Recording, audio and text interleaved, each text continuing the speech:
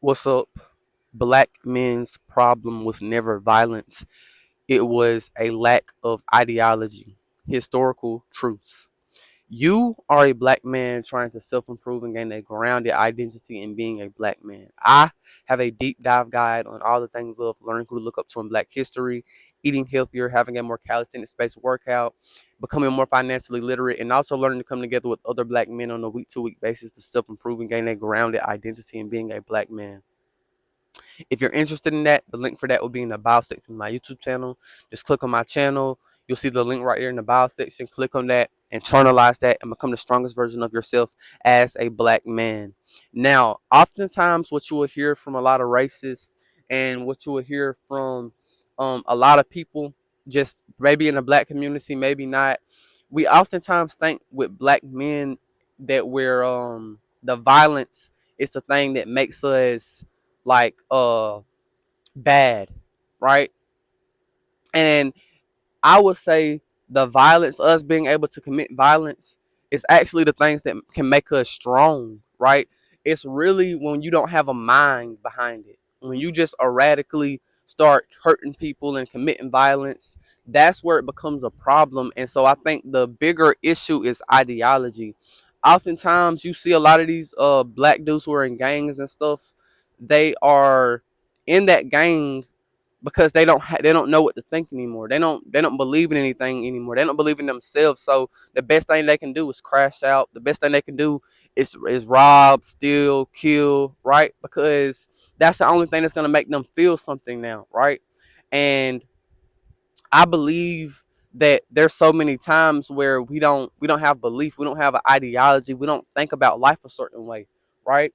And it's because a lot of black men have a lack of that. They give up on the world, they give up on life. They think they can't do anything. They think they can't go that far. They think the best thing for them to be is to be some super thug, and they're gonna they're gonna shoot people and intimidate people and all this X, Y, and Z, and they're gonna use everything by violence, right? And I don't think that makes him like uniquely evil, right? If anything, a black man being able to commit violence and a black man being able to be dangerous, it's always going to be a positive thing, but it becomes negative when his mind is not in the right places, right? But when he cares about black people, when he wants black people to win, then maybe he commits violence for the sake of black people improving, right? And this is not to say that he should radically start hurting random people and all this type of stuff, but this is to say if he has a certain ideology, he has a certain strategy, he has a certain plan, and he's under a organization or a army, right? Then that's when he can become most effective and he can be most useful to his community and to himself, right? And I think that that's what is gonna give you purpose, because just randomly hurting people is never gonna be a good thing, right? And so that's the thing we have to break away from. Too many times we have a mentality that was given to us about how we are, which means our enemy oftentimes gave us our identity. You're dumb, you're slow, you're not as good, you're X, Y, and Z, right? And we take that and internalize that and say, oh, that's what I am, right? And that comes from the slavery days. They told us what we were. We couldn't define who we actually were because we weren't allowed to really look at ourselves in the mirror and at face value at what we actually were, what we actually could do, right? We were reduced to an animal. We were reduced to property, right? So those are the things we have to understand when it comes to our identity. Because once we have a strong identity and we have a strong ideology, that's when you can do things in a strategic way. You can be violent in a meaningful, impactful way, right? Where it's not gonna hurt your community. Because I'm not against violence. I'm not against any of that, right? I feel like no black man should be against that, because black people are in a position where at some point that's going to be a part of the revolution, violence, right? But that's not to say that's the only part. That's not the most critical part. The most critical part, like I said, is ideology. It's your mind. It's changing your mind. It's believing in something. It's having a heart for something. It's having a desire and a determination and a purpose.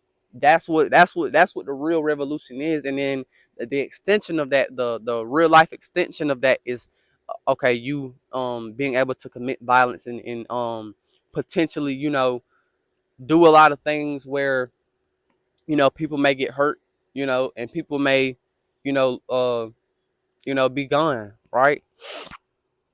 So that's the mentality we have to have.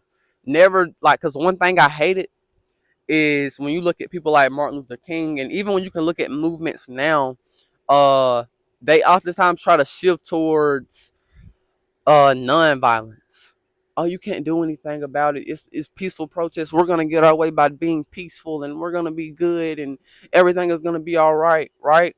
And that only shows that we're gonna get abused. Things are gonna happen, and we're never gonna do anything about it because we think we can improve without defending ourselves, right? We think we can improve without retaliating. We cannot improve because with anything, if you have a bully and the bully is never having no consequences for bullying you and you're not doing nothing for yourself, the bully will continue to bully you, right? I've said this before, power is gonna only yield to power, right?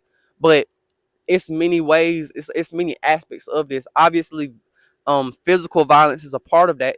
It's a component of that, but it's also ideology. It's also character. It's also what you believe. It's also identity. It's so many things that encompass what black people and black men have to do to revolutionize and change the world and give black people a better future, right? And those are the things we oftentimes just overlook. We think it comes down to just brute violence. No, right? And that's not how we need to fight it in the first place because uh that's not realistic, and that's not the smartest approach. That's not the approach that's gonna get us the actual win because it's actually the mind. It's what's gonna get us to win. It's actually the willpower. It's the determination of human beings, of black men and black women.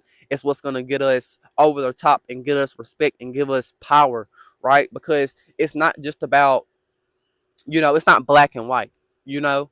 And at the end of the day, when we have willpower and we're willing to die for our way of life, for our culture, for who we naturally are, right? And I've said this before, I made a video about this, uh, would you rather die, for your way of life, for your culture, for who you naturally are? Or would you rather uh, throw all of that away, basically get basically who you naturally are that gets erased, and now you have to become a slave to another religion, another people, right?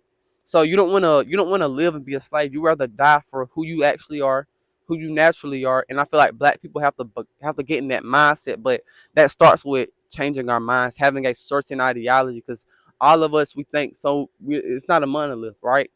And I don't think it has to be a monolith for us to rise, but we have to really have a certain ideology, and there's so many things that we have to do. But that's pretty much all I got to say. Peace out.